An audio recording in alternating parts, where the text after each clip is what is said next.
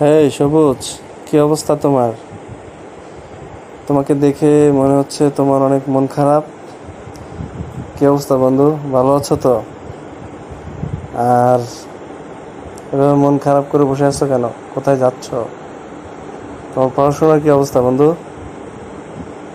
অনেকদিন ধরে দেখা সাক্ষাৎ নাই। হ্যাঁ বন্ধু, ভালোই আছি। আসলে একটু মন খারাপ, তুমি ঠিক ধরতে পারছো।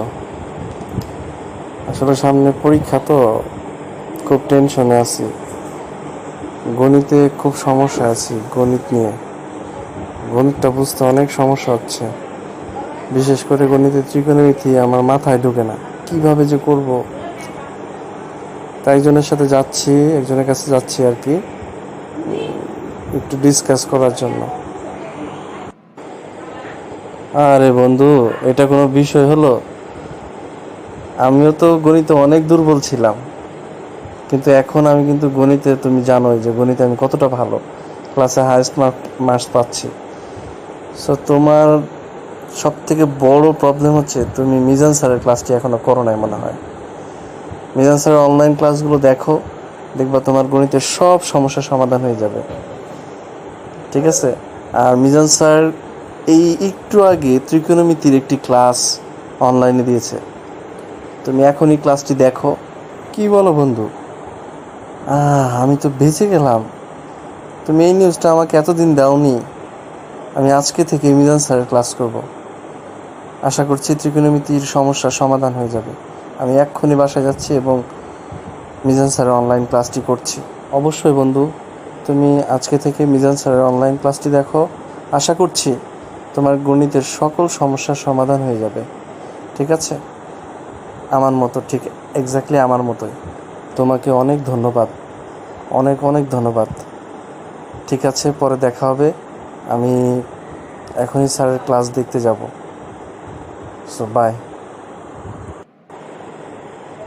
ওকে বন্ধু, বাই।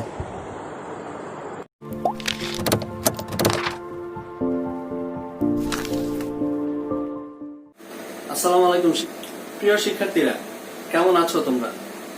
আশা করছি আল্লাহর অসীম রহমতে নিশ্চয়ই ভালো আছো। আমিও বেশ ভালো আছি। তো তোমরা ভিডিওর শুরুতে আজকের কার্টুনের যে ডেমোটা ছিল সেখান থেকে তুমি বুঝতে পেরেছো যে আজকের আমাদের আলোচ্য বিষয় কি হতে যাচ্ছে। আমাদের আজকের আলোচ্য বিষয় হবে ত্রিকোণমিতি। নবম দশম শ্রেণীর যে সকল স্টুডেন্ট আছো, সায়েন্স হোক, কমার্স হোক কিংবা আর্টস, প্রত্যেক বিভাগেরই সাধারণ গণিত বইটা অবশ্যই আছে এবং তাদেরই একটি শাখা ত্রিকোণমিতি। আমরা নবম শ্রেণীতে যারা আছো তাদের জন্য ত্রিকোণমিতি একদমই নতুন, আর দশম শ্রেণীতে যারা আছো তারা অলরেডি ত্রিকোণমিতি সম্পর্কে জানো। সো তারপরও আমি তোমরা ক্লাসটি ফলো করতে পারো, যেহেতু এটি ত্রিকোণমিতির বেসিক আলোচনা। ঠিক আছে? তো সাধারণ গণিতে ত্রিকোণমিতি থেকে দুইটা সৃজনশীল, কখনো হয়তো একটি, বেশিরভাগ ক্ষেত্রে দুটি সৃজনশীল এসে থাকে। তো আজকে আমরা ত্রিকোণমিতিতে আলোচনা করব ত্রিকোণমিতির মৌলিক বিষয়। তোমরা যে যেখান থেকে এই ক্লাসটি দেখছো না কেন, ইউটিউব হোক কিংবা ফেসবুক, তোমরা প্রত্যেকেই ক্লাসটি শেয়ার করে দিবে এবং আমার এই চ্যানেলটি সাবস্ক্রাইব করবে। ঠিক আছে? তো চলো আমরা ক্লাস দেখো। আমরা শুরুতেই ত্রিকোণমিতির ইতিহাস নিয়ে একটু আলোচনা করব। ত্রিকোণমিতির ইতিহাস নিয়ে যদি আলোচনা করা হয় তাহলে অবশ্যই মিশরের কথা নাম আসবে। মিশর থেকে আসলে ত্রিকোণমিতির মূল জন্মটা, কিন্তু মিশর থেকে জন্ম হলেও ত্রিকোণমিতির উদ্ভাবক বা জনক বলা হয় আমাদের একজন জ্যোতির্বিজ্ঞানী বা গণিতবিদ বলতে পারো, যার নাম হচ্ছে হিপারকাস। হিপারকাস একজন মজার একজন গণিতবিদ ছিলেন। তিনি আলেকজান্দ্রিয়া নামক স্থানের একটা জাদুঘরের কাজ করতেন। হিপারকাস, এই হিপারকাসকে সাধারণত ত্রিকোণমিতির জনক বলা হয়ে থাকে। হিপারকাসকে ত্রিকোণমিতির জনক বলা হলেও ত্রিকোণমিতি, আমরা যে আধুনিক ত্রিকোণমিতি করছি সেই ত্রিকোণমিতির মূল অবদান কিন্তু আমাদের মুসলিম বিজ্ঞানীদের। ঠিক আছে? আমাদের মুসলিম বিজ্ঞানীগণগুলোই আসলে ত্রিকোণমিতির মূল কাজটা, মডার্ন যে ত্রিকোণমিতি আমরা করছি সেগুলো করেছিলেন। এই তিনজন মুসলিম বিজ্ঞানীর কারণে আমরা মডার্ন ত্রিকোণমিতি পেয়েছি। ঠিক আছে? কিন্তু মূলত হিপারকাসের ত্রিকোণমিতির মূল ভিত্তিটা ব্যবহার করে আধুনিক ত্রিকোণমিতি প্রতিষ্ঠিত হয়েছে। আমরা যে ত্রিকোণমিতি করি সেটা বেসিক্যালি একটি গ্রিক শব্দ থেকে এসেছে, যাকে বলা হয় ত্রিগোণমিতি। ত্রিগোণমিতি তোমরা জানো, এই যে ত্রিগণ এই শব্দের অর্থ হচ্ছে ত্রিভুজ। আর তোমরা জানো যে মেট্রি শব্দের অর্থ পরিমাপ। দ্যাট মিনস ত্রিকোণমিতি মূল আলোচ্য বিষয় হচ্ছে ত্রিভুজ নিয়ে ত্রিকোণমিতি আলোচনা করা হয়, ঠিক আছে। এবং স্পেসিফিকলি বেশিরভাগ ক্ষেত্রে আমরা সমকোণী ত্রিভুজের ক্ষেত্রে এই ত্রিকোণমিতিটা ব্যবহার করি। ত্রিকোণমিতির ব্যবহার বেসিক্যালি অনেক বেশি, ঠিক আছে। প্রাচীন ইতিহাস থেকে ত্রিকোণমিতির ব্যবহার চলে আসছে। প্রাচীন জ্যোতির্বিজ্ঞানীগণ বিভিন্ন গ্রহ নক্ষত্রের মধ্যে দূরত্ব নির্ণয় করার ক্ষেত্রে এই ত্রিকোণমিতি ব্যবহার করেছিলেন। এছাড়াও ত্রিকোণমিতির সাহায্যে ক্যালকুলাস, আমাদের উচ্চ মাধ্যমিক বা মাধ্যমিক লেভেলে যত উচ্চ শাখা আছে গণিতের, সেই ক্যালকুলাস বা জ্যামিতির অন্যান্য শাখায় ত্রিকোণমিতির ব্যবহার করা হয়ে থাকে। এছাড়াও আমাদের বিভিন্ন গণিতবিদরা নদীর এক পাশে দাঁড়িয়ে নদীর প্রস্থ কিভাবে নির্ণয় করতেন, এই ত্রিকোণমিতির সাহায্যে এক পাশে দাঁড়িয়ে নদীর প্রস্থ নির্ণয় করে ফেলতেন, এবং নদীর ওপাশে কোনো গাছের উচ্চতাও তিনি নির্ণয় করতে পারতেন। আবার একটি গাছের ছায়া দেখে সেটা কোন একটা খুঁটির সাথে তুলনা করে ত্রিকোণমিতির সাহায্যে গাছে না উঠে গাছের উচ্চতা নির্ণয় করা যায় এই ত্রিকোণমিতি ব্যবহার করে, ঠিক আছে। তো ত্রিকোণমিতির বাস্তব ব্যবহার, আমরা যে ত্রিকোণমিতি নিয়ে আলোচনা করছি, সেই ত্রিকোণমিতির যদি ডেফিনেশনে যাও, আমরা জানি যে ত্রিকোণমিতির মূল ভিত্তিটা হচ্ছে যে একটি ত্রিভুজ সংক্রান্ত বাহুর অনুপাত নির্ণয় করা, ঠিক আছে। ত্রিভুজের বাহুর অনুপাত নির্ণয় করা, এটা হচ্ছে ত্রিকোণমিতির মূল ভিত্তি। বেসিক্যালি ত্রিকোণমিতি যদি একটা সংজ্ঞায় আসি, তাহলে সংজ্ঞাটা কেমন হতে পারে?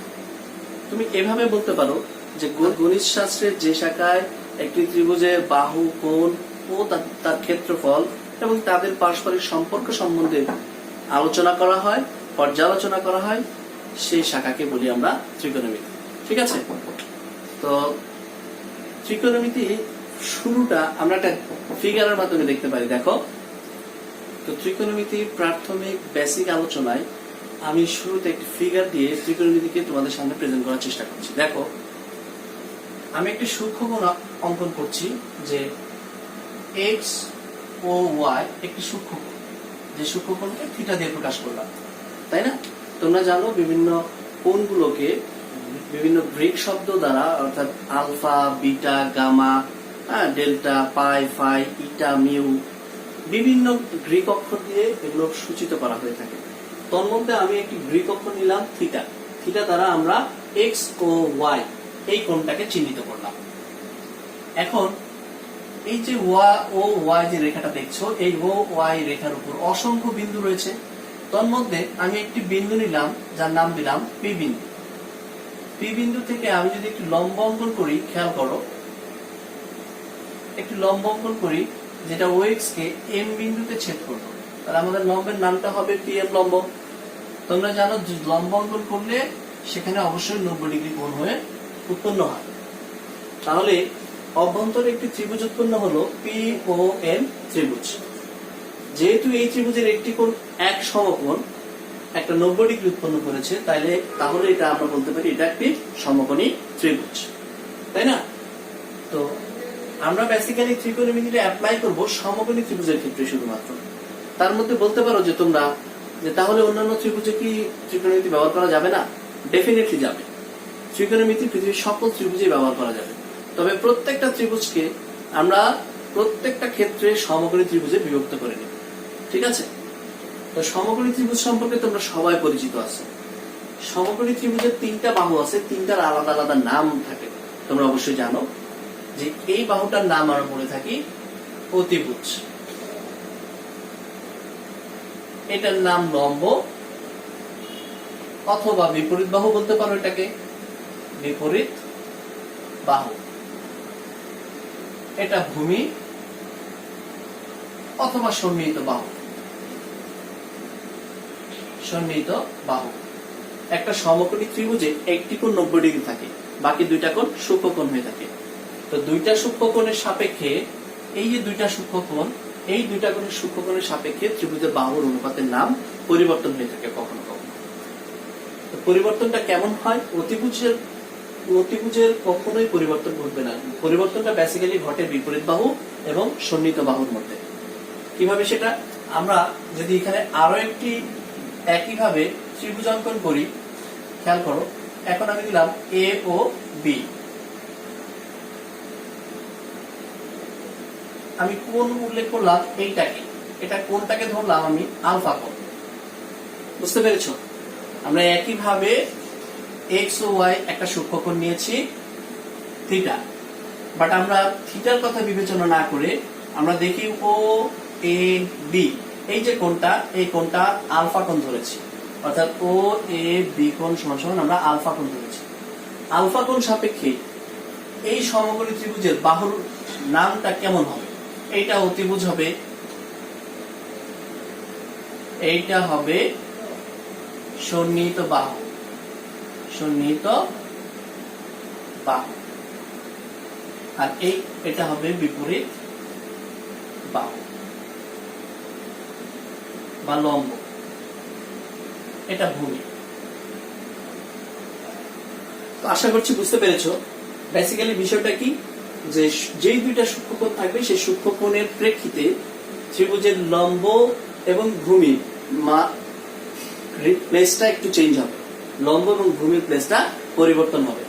পরিবর্তনটা এরকম যে আমরা যেই কোণের সাপেক্ষে ত্রিকোণমিতির অনুপাত তৈরি করব, সেই কোণের বিপরীত যে বাহুটা থাকবে সেটা সবসময় আমরা বিপরীত বাহু বা লম্ব কাউন্ট করব, আর যে কোণটা কাউন্ট করব, যে কোণের সাপেক্ষে নির্ণয় করব, সেই কোণ সংলগ্ন বাহুটাকে আমরা ভূমি ধরবো, আর একটি তো অতিভুজ অবশ্যই হবে, তাই না?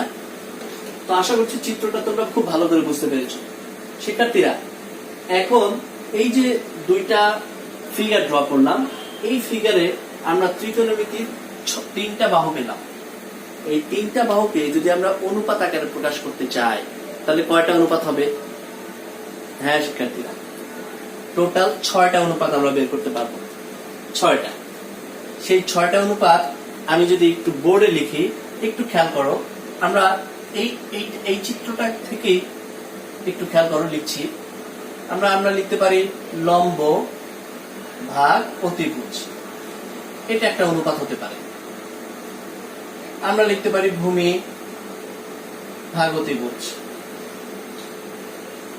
অতিভুজ। আমরা লিখতে পারি লম্ব ভাগ ভূমি,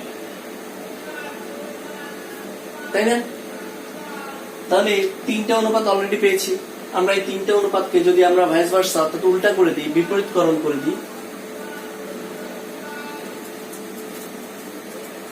আমরা আবার চিত্র এঁকে নিব। আমরা লিখতে পারি অতিভুজ ভাগ লম্ব। আমরা এটার উল্টা করে লিখলাম, এটা আমরা লিখতে পারি অতিভুজ ভাগ ভূমি, অতিভুজ ভাগ ভূমি। আমরা লিখতে পারি ভূমি ভাগ লম্ব, লম্ব। দেখো, একটি কোণের সাপেক্ষে একটা সমকোণী ত্রিভুজের তিনটা বাহুকে আমরা মোট 6টা অনুপাতে প্রকাশ করেছি। এই 6টা অনুপাতকে ত্রিকোণমিতিতে 6 রকম ভাবে নামকরণ করা হয়েছে।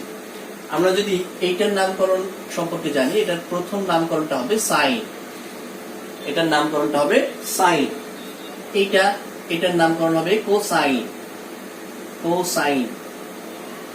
লম্ব বাই ভূমি, এই অনুপাতটা যদি নামকরণ করি তাহলে এটার নাম হবে ট্যানজেন্ট, ট্যানজেন্ট।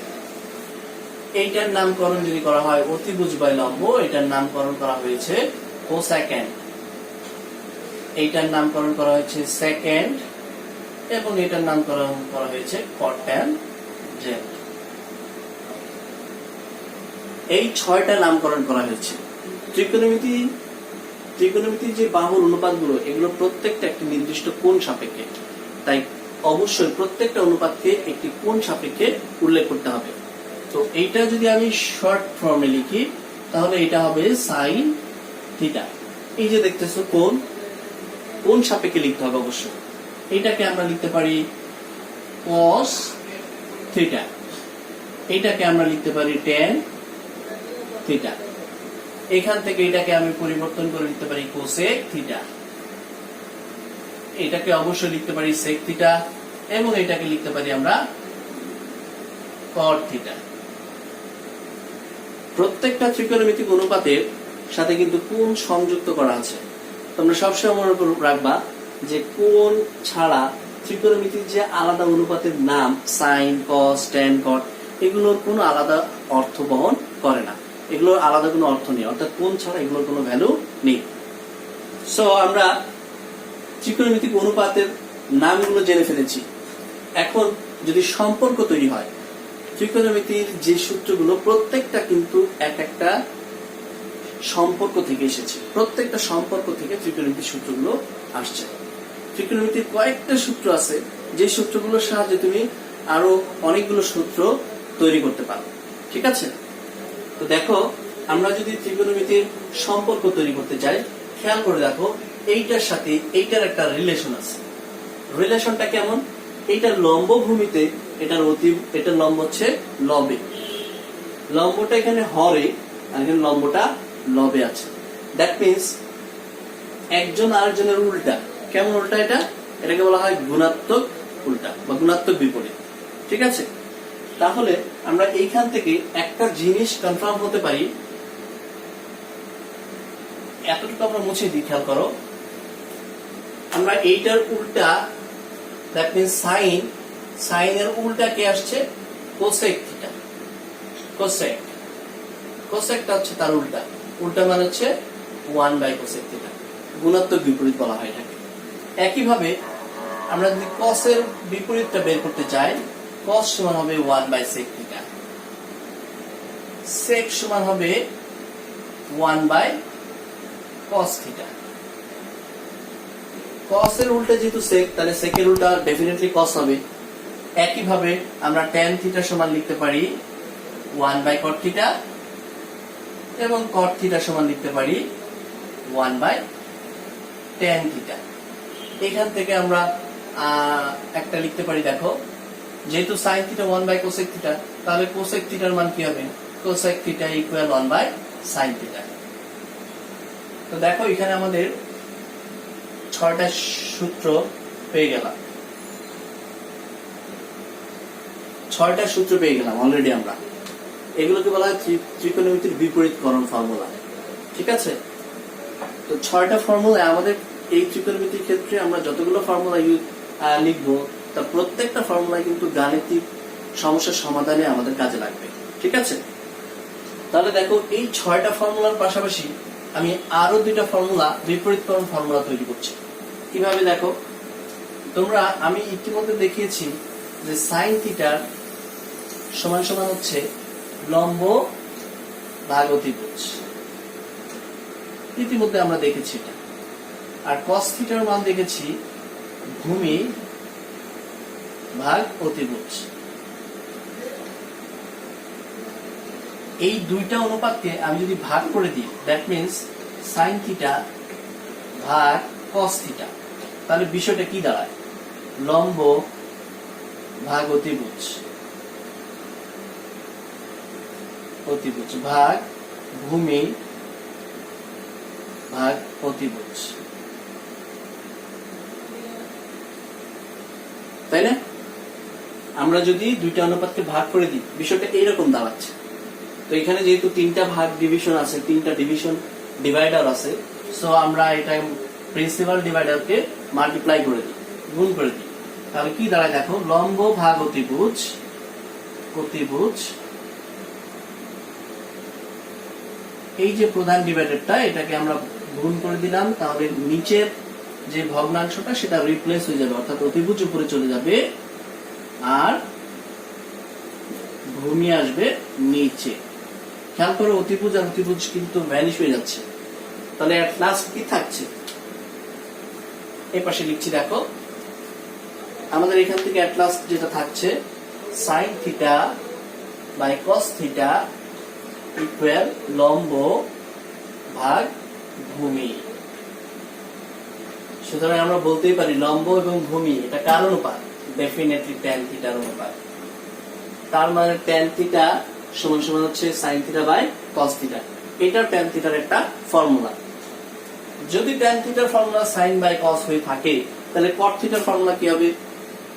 যেহেতু বিপরীত একজন ইনভার্স আছে, বিপরীতকরণ, তাহলে কট থিটার ফর্মুলা আসবে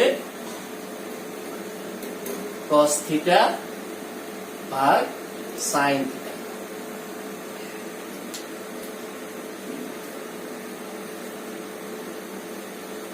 cos থিটা ভাগ sin থিটা। আর tan থিটার ফর্মুলা আসছে আমাদের sin থিটা ভাগ cos থিটা। এটা যদি আমি 7 নাম্বার, এটা 8 নাম্বার সূত্র হবে। তাহলে পূর্বে 6টা এবং পরবর্তীতে আরো পেলাম 2টা ফর্মুলা। এভাবে টোটাল আমরা 8টা ফর্মুলা পেলাম। আর এই যে অনুপাতগুলো দেখছো, আমরা অনুপাতগুলো অলরেডি লিখেছি যে sin থিটা সমান লম্ব বাই অতিভুজ, cos থিটা সমান ভূমি বাই অতিভুজ। এগুলো যদি তুমি ফর্মুলা কাউন্ট করো, ডেফিনেটলি এগুলো কিন্তু বাহুর, একটা ত্রিভুজের বাহুর অনুপাত নির্ণয়ের ফর্মুলা। সো এই ফর্মুলাগুলো কাউন্ট করলে এখানে 6টা অনুপাত, 6টা ফর্মুলা। তাহলে 6টা আর এখানে 8টা, টোটাল হলো 14টা ফর্মুলা। অলরেডি 14টা ফর্মুলা হয়ে গেছে।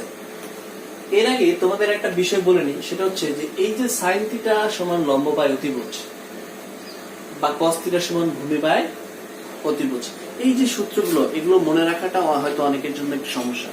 বিশেষ করে যখন তোমরা খুব বেশি প্র্যাকটিস করবা তখন ইজিলি এগুলো মনে থাকবে। বাট যারা নবম শ্রেণীতে নতুন, তাদের শুরুতেই এগুলো মনে রাখাটা একটু কষ্টকর হয়ে যায়। তাই কয়েকটা টেকনিক যদি তোমরা ব্যবহার করতে পারো, সেই ক্ষেত্রে তোমরা এগুলো মনে রাখতে পারো। বেসিক্যালি 3টা অনুপাত ভালোভাবে মনে রাখতে হবে। 3টা অনুপাত কি কি? sin থিটা ইকুয়াল আমরা জানি লম্ব বাই অতিভুজ। অতিভুজ এটাকে তুমি বলতে পারো সাগরে লবণ অনেক। তোমরা অনেকেই এই টেকনিক সম্পর্কে জানো, তারপরও আমি টেকনিকটা তোমাদের বলছি। সাগরে লবণ অনেক, দ্যাট মিনস সাগরের এই যে সা দিয়ে আমরা লিখতে পারি sin থিটা। লবণের ল দিয়ে আমরা লিখতে পারি লম্ব। আর অনেকের অ দিয়ে আমরা লিখতে পারি অতিভুজ। দ্যাট মিনস সাগরের লবণ অনেক এর মানে হচ্ছে sin থিটা সমান লম্ব ভাগ অতিভুজ। বুঝতে পেরেছো নিশ্চয়? একইভাবে আমরা যদি cos থিটা লিখি, cos থিটা সমান ভূমি বাই অতিভুজ। এটার ক্ষেত্রে কি টেকনিকটা ব্যবহার করতে পারো? এটার ক্ষেত্রে তোমরা লিখতে পারো কবরে ভূত অনেক। কি ভূত অনেক, তাই না? আমরা যারা সায়েন্স বিশ্বাস করি তারা অবশ্যই ভূতকে অবশ্যই বিশ্বাস করি না, তাই না? তো তারপরে আমরা একটা মনে রাখার একটা টেকনিক হিসেবে বলতে পারি যে কবরে ভূত অনেক। কবরের ক দিয়ে তুমি cos ব্যবহার করতে পারো, ভূতের ভূ দিয়ে ভূমি, অনেকের অ দিয়ে অতিভুজ। কবরে ভূত অনেক, that means cos theta equal ভূমি বাই অতিভুজ। একইভাবে তুমি tan থিটাটা মনে রাখতে পারো, tan থিটা সমান হচ্ছে লম্ব ভাগ ভূমি। এটাকে তুমি লিখতে পারো টেরা লম্বা ভূত।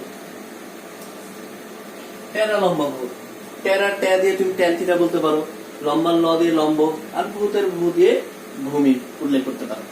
ঠিক আছে? তাহলে আমরা এই টোটাল 14টা ফর্মুলা সম্পর্কে জানতে পারলাম। 14টা ফর্মুলায় আমরা ত্রিকোণমিতি গাণিতিক সমস্যায় ব্যবহার করব ইনশাআল্লাহ। তো দেখো, আমরা এর পরের যে স্টেপ, অর্থাৎ ত্রিকোণমিতির আরো 3টা ফর্মুলা আছে, সেগুলোকে বলা হয় ত্রিকোণমিতির বর্গের ফর্মুলা। কিরকম সেটা দেখো, sin square theta plus cos square theta equal 1।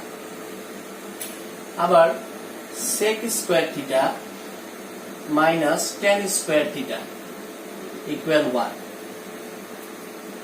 ঠিক আছে? আবার তুমি লিখতে পারো cosec square theta minus cot square theta equal 1। এই যে 3টা ফর্মুলা, এই 3টা ফর্মুলা আসলে কোত্থেকে আসছে? আমি প্রত্যেকটা ক্ষেত্রে বলেছি যে ফর্মুলাগুলো বেসিক্যালি আসে সম্পর্ক থেকে। আমরা যখন সাইন এবং কসের মধ্যে সম্পর্ক তৈরি করব, জ্যামিতিক ভাবে প্রমাণ করা যাবে তখন sin square plus cos square equal to 1 সম্পর্ক তৈরি করব যখন। ঠিক একইভাবে সেকের সাথে tan এর একটা রিলেশন তৈরি হলে এটা হবে এবং কোসেকের সাথে কটের যদি রিলেশন তৈরি হয় তাহলে সেটা এই ফর্মুলায় গিয়ে দাঁড়াবে।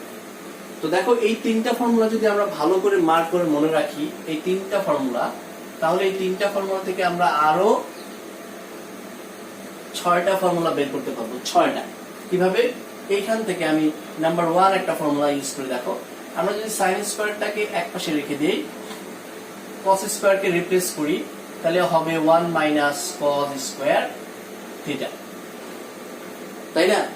আমরা সাইন স্কয়ারকে রাখবো না, ধরো আমি কস স্কয়ারকে রাখবো, তাহলে কস স্কয়ার থিটা ইকুয়াল আমরা লিখতে পারবো 1 minus sine square theta. So দুইটা ফর্মুলা এখান থেকে বের হয়ে গেছে। সেম একই ভাবে আমরা যদি এইটা কাউন্ট করি, তাহলে sec স্কয়ার থিটা যদি রেখে দেই, তাহলে হবে 1 plus tan square theta, 1 plus tan square theta. একই ভাবে আমি sec স্কয়ারটাকে রেখে ধরো tan স্কয়ারটাকে ওই পাশে রাখবো।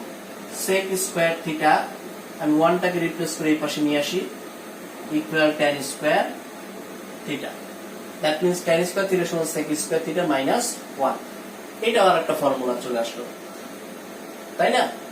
আমরা যদি এটার ক্ষেত্রে খেয়াল করি, cos স্কয়ারকে রেখে দাও, তাহলে 1 প্লাস cot স্কয়ার থিটা হবে।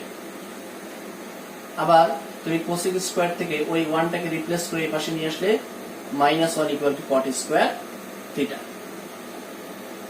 সো আরো 6টা ফর্মুলা কিন্তু বের হয়ে গেছে এই তিনটা ফর্মুলা থেকে, তাই না?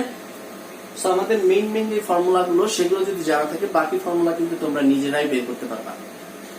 ত্রিকোণমিতির একটা সহজ বিষয় হচ্ছে যে ত্রিকোণমিতি যদি এই ফর্মুলাগুলো খুব ভালোভাবে মনে রাখতে পারো, ত্রিকোণমিতির প্রত্যেকটা গাণিতিক সমস্যা তুমি স্টেপ বাই স্টেপ করতে পারবে। এবং ত্রিকোণমিতি প্রত্যেকটা গাণিতিক সমস্যার সমাধানের সহজ একটা উপায় বলে দিচ্ছি, সেটা হচ্ছে ত্রিকোণমিতির যত অনুপাত থাকুক না কেন, প্রত্যেকটা অনুপাতকে তুমি যদি সাইন এবং কস এ রিপ্লেস করো, এনিহাউ সাইন এবং কস এ রিপ্লেস করে নিয়ে যাও, তাহলে ওই ত্রিকোণমিতির সমস্যাটা খুব দ্রুত সমাধান হয়ে যাবে। ঠিক আছে? তো দেখো আমরা অলরেডি 9টা ফর্মুলা পেয়ে গেছি। আমরা এখন দেখব যে এই যে ত্রিকোণমিতির বর্গের যে ফর্মুলাগুলো, এগুলো বেসিক্যালি কিভাবে আসছে, কিভাবে হলো, এটার একটা প্রমাণ করবো আমরা জ্যামিতিক ভাবে। তো দেখো এটা আমরা জ্যামিতিক প্রমাণ করবো এখন। তো শিক্ষার্থীরা, আমরা জ্যামিতিক ভাবে প্রমাণ করবো sin square plus cos square equal to 1। এটা আমরা জ্যামিতিক ভাবে প্রমাণ করব। তো এই যে জ্যামিতিক ভাবে যেটা প্রমাণ করব, ঠিক একই ভাবে বাকি যে তিনটা আমাদের মেইন সূত্র ছিল, সেই অর্থাৎ বাকি দুইটা ছিল, ওই দুইটা সূত্র একই ভাবে প্রমাণ করা যাবে। তো তোমরা যদি একটা টেকনিক ভালোভাবে দেখো, তাহলে বাকি দুইটার প্রমাণটাও খুব ভালোভাবে করতে পারবে। তো এটা প্রমাণ করতে গিয়ে আমরা যে পূর্বে শুরুতে যে একটা ফর্মুলা লিখেছি, ফিগার ড্র করেছিলাম, ঠিক একই রকম একটা ফিগার ড্র করে নিয়েছি। দেখো এখানে এক্স ও ওয়াই ইকুয়াল থিটা, এটা একটা সূক্ষ্মকোণ। এই সূক্ষ্মকোণের সাপেক্ষে লম্বের মান দাঁড়াচ্ছে পিএম এবং ভূমির মান দাঁড়াচ্ছে ওএম, এবং এখানে ডেফিনেটলি অতিভুজ হচ্ছে ওপি। তো আমরা দেখো ও ওয়াই এর প্রস্থ বিন্দু পি থেকে আমরা পিএম লম্ব অঙ্কন করেছি, যেটা ও এক্স কে এর বিন্দুতে ছেদ করে। তো এইখানে পিএমও এই কোণটা একটা সমকোণ উৎপন্ন হয়েছে। তো এই কথাগুলো আমি একটু লিখেছি, দেখো। মনে করি এক্স ও ওয়াই ইকুয়াল থিটা লিখতে পারো। এখানে থিটা একটি সূক্ষ্মকোণ, ও ওয়াই এর উপরস্থ একটি বিন্দু পি হতে ও এক্স এর উপর পিএম লম্ব আঁকি, যা ও এক্স কে এম বিন্দুতে ছেদ করে। ফলে পিএমও এই কোণটা এক সমকোণ উৎপন্ন হয়, তাই না? তাহলে এই যে সমকোণী ত্রিভুজ, অর্থাৎ এখন যদি আমি একটা এই সমকোণী ত্রিভুজ পিএমও, সমকোণী ত্রিভুজ পিএমও, ত্রিভুজ না লিখে তুমি সিম্বলও দিতে পারো, ত্রিভুজ চিহ্ন। ত্রিভুজ পিএমও হতে পিথাগোরাসের উপপাদ্য, পিথাগোরাস সম্পর্কে তোমরা সবাই জানো। পিথাগোরাস এর উপপাদ্য অনুসারে খেয়াল করো, এই যে সমকোণী ত্রিভুজ, সমকোণী ত্রিভুজের পিথাগোরাস একটি থিওরি দিয়েছিলেন। তিনি বলেছিলেন যে কোন সমকোণী ত্রিভুজের অতিভুজের উপর অঙ্কিত বর্গ অপর দুই বাহুর উপর অঙ্কিত বর্গের সমষ্টির সমান। তাহলে সেই থিওরিটা যদি আমি এখানে অ্যাপ্লাই করি, তাহলে এখানে অতিভুজটা কি? অতিভুজ ডেফিনেটলি ওপি।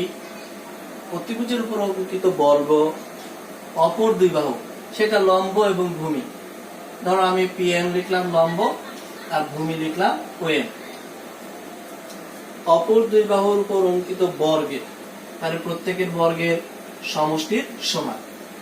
এইটা আমরা কোথা থেকে পেয়েছি? পিথাগোরাসের উপপাদ্য থেকে। পিথাগোরাস একজন জ্যামিতিক বিজ্ঞানী বলতে পারো, এবং তাকে সংখ্যার জনক বলা হয়। আমরা যে সংখ্যাগুলো বা অঙ্ক ব্যবহার করি সেগুলোর মূল উদ্ভাবক বা জনক বলা হয় এই পিথাগোরাসকে। এবং পিথাগোরাস একজন খুব মারাত্মক লেভেলের সংখ্যা প্রেমিক ছিলেন। তো যাই হোক, পিথাগোরাস নিয়ে আমি পরবর্তী কোনো ক্লাসে তোমাদের কয়েকটা স্টোরি শোনাবো। তো দেখো, আমরা ওপি স্কয়ার সমান পেলাম PM square plus M square. এইটা একটা তুমি সমীকরণ নাম দিতে পারো এটাকে, ঠিক আছে?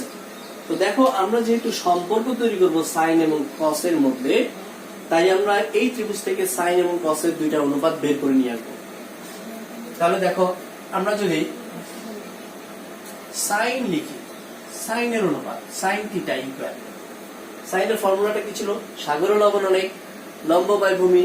সো এখানে লম্ব হচ্ছে পিএম, লিখতে পারি পিএম, আর ভূমি হচ্ছে ও এম, তাই না?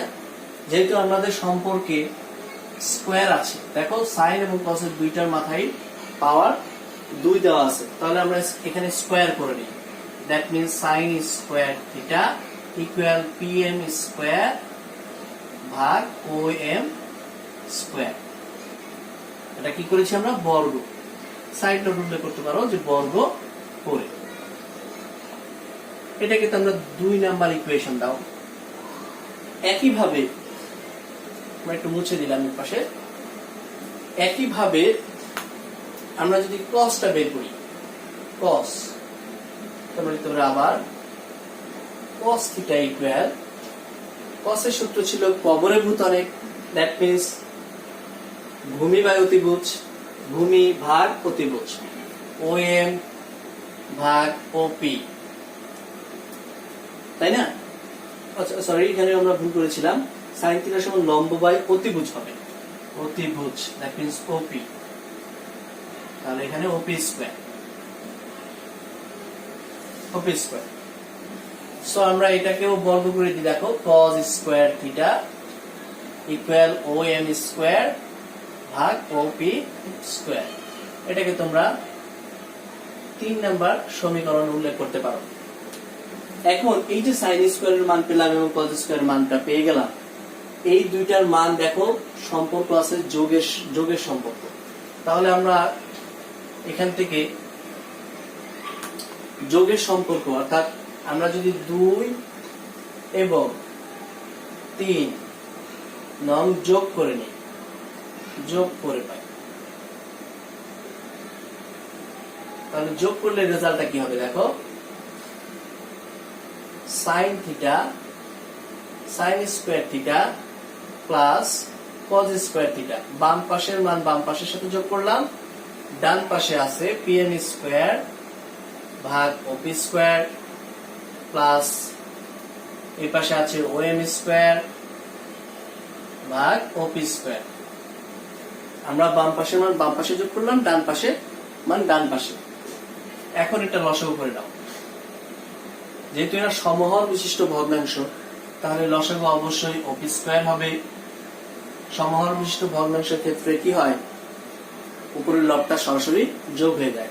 That means PM square plus O M square. দেখো, আমরা পিথাগোরাসের উপপাদ্য থেকে একটা থিওরি পেয়েছিলাম, এটা যদি এটা মুছে গেছে। থিওরিটা ছিল OP square equal PM square plus OM square. এটা 1 নাম্বার একটা সমীকরণ আমরা উল্লেখ করেছিলাম। এখন এই যে PM square plus OM square এর মানটা যদি ওপি স্কয়ার আমরা এখানে রিপ্লেস করে দিই, তাহলে বিষয়টা কি দাঁড়ায় একটু দেখি। দেখো, তাহলে এটার মান হচ্ছে ওপি স্কয়ার ভাগ ওপি স্কয়ার। এই পাশে কিন্তু already sine square theta plus cos square theta, এটা সেম থাকে। এটা আমরা করলাম কিভাবে, 1 নং এর সাহায্যে।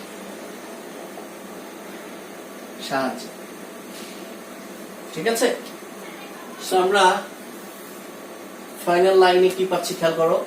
সো আমরা লিখছি sin square theta plus cos square theta equal OP square vanish হয়ে যাচ্ছে, থাকছে শুধু 1। এটাই আমাদের প্রমাণ চাইছে। আমরা একটি ফিগারের মাধ্যমে জ্যামিতিক উপায়ে আমরা প্রমাণ করলাম sin square plus cos square theta equal to 1। ঠিক একই ভাবে বাকি দুইটা ফর্মুলাও কিন্তু আমরা প্রমাণ করতে পারি। বাকি দুইটা ফর্মুলার সম্পর্ক কিন্তু বিয়োগ আকারে আছে, দেখবা। তাহলে আমরা এইখানে খালি রিপ্লেসমেন্টটা ঘটাবো যে 1, 2 বা 3 থেকে বা 2 থেকে 3 নং সমীকরণ বিয়োগ করে পাই। ঠিক আছে, আর সেই ক্ষেত্রে সবসময় মনে রাখবো যেটাই প্রমাণ করব যে এই অনুপাতটা আমার লাগবে, আমরা চিত্র থেকে উল্লেখ্য উক্ত অনুপাতই নিয়ে আসবো, যে অনুপাতটা আমাদের প্রয়োজন। ঠিক আছে, তো তোমরা বাসায়, আমরা অলরেডি আজকে কয়টা সূত্র লিখেছি তাহলে তোমরা বলতে পারো? আমরা পূর্বে 14টা এবং পরে 9টা, মোট 23টি সূত্র অলরেডি লিখে ফেলেছি।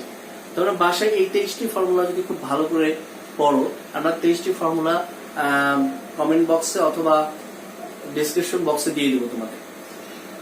তো তোমরা দেখো এই 23টা সূত্র যদি ভালো করে পড়তে পারো বা তোমাদের মনে রাখতে পারো, তাহলে ত্রিকোণমিতির সকল গাণিতিক সমস্যা তোমরা খুব সহজেই বুঝে নিতে পারবা।